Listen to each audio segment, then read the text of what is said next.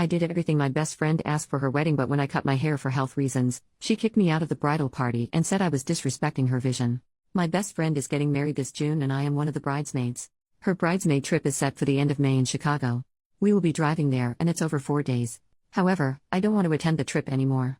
We have booked the Airbnb, which was $176 per person, and I paid my portion. Her demands from us for a wedding have gotten out of hand. Her wedding is over 3 days and we have 3 different bridesmaids' dresses which have cost me $700 and it cost $200 to get them altered. Makeup for the weekend is $225 per person and I haven't even gotten my shoes or jewelry. Not to mention she is requiring us to have certain hairstyles which would require hair extensions which would cost me at least $200. Financially, this is becoming too much for me. I know I agreed to be her bridesmaid and I will fulfill my duties during the wedding, however going to Chicago and spending all that money is something I am no longer willing or able to do. I won't be asking back my portion of the Airbnb because that was my contribution I made willingly. I have yet to tell her that I won't be going to Chicago, but am I the jerk for not going? Up until now I have attended and participated in every way as a bridesmaid and been there when she needs me, but the trip is too much.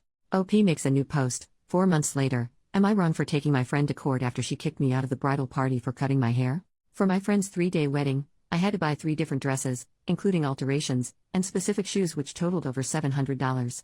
She also wanted specific hairstyles for each day. Unfortunately, starting in March my hair started to deteriorate. Due to health reasons my hair was falling out in chunks, and in May I made the difficult decision to cut my hair. I told the bride about my decision 2 weeks before the wedding and she didn't say anything bad. The following week, she came over to my house and when she was about to leave, she brought up that she was concerned about my haircut and I told her it would look good even though I wouldn't be in uniform with the other bridesmaids. The following day I received this message. After our recent conversations, I'd like to remind you of my boundaries. I've been very accommodating and graceful, but I can't allow you to disrespect me. As you know, my wedding has been something I've dreamt of for many years. Husband, and I have invested a lot of money into the video and photos of this day, and as we reflect on this day and the further we want to see our vision reflected in the memories. Since I asked each of you to be bridesmaids in 2019, I've been very clearly and very communicative in my request.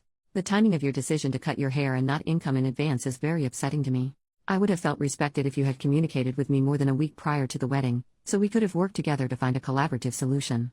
Your inconsistencies have concerned me, and while I sympathize with your health concerns, I'm not willing to compromise my vision to accommodate you or anyone else, when you have informed me in advance and we could have found a better solution. Since this is something you can no longer fully commit to, I need you to please step down from participating in my wedding. This was 3 days before the wedding. I immediately sent her and her husband an invoice asking them to reimburse me for the dresses and shoes. Keeping in mind that one of the dresses is still in her possession even though I paid for it. Neither of them replied, and so I decided to take it to court.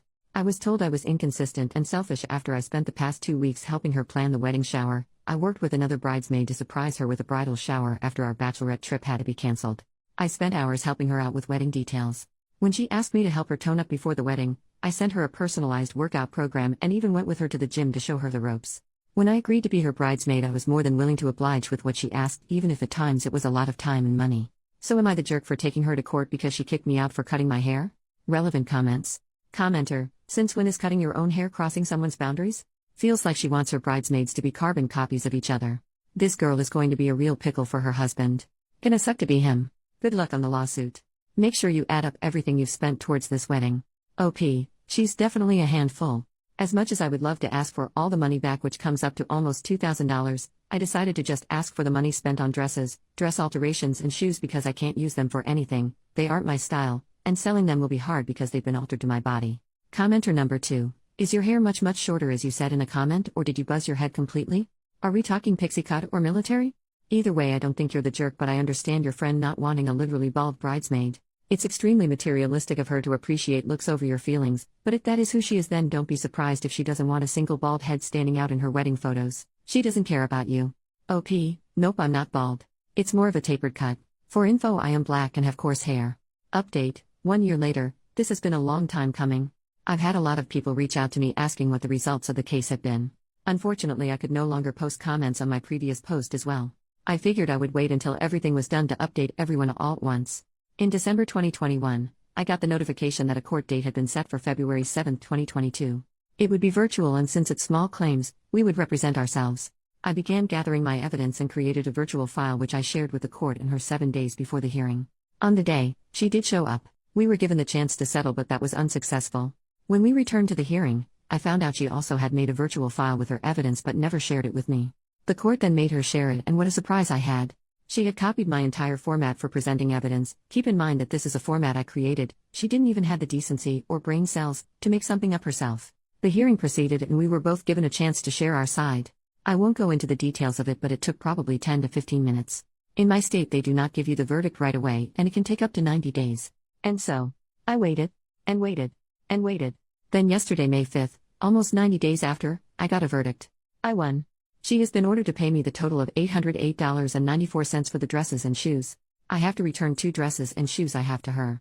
The verdict goes into effect May 30th. I don't see her appealing it, or fingers crossed she doesn't. All in all, I am very happy with the outcome and so ready to close this chapter. Thank you to everyone who has been so invested in this with me. I hope this was the season finale you were looking forward to. P.S. My hair and health are doing much better. My 3 bald spots are growing again. I couldn't be happier.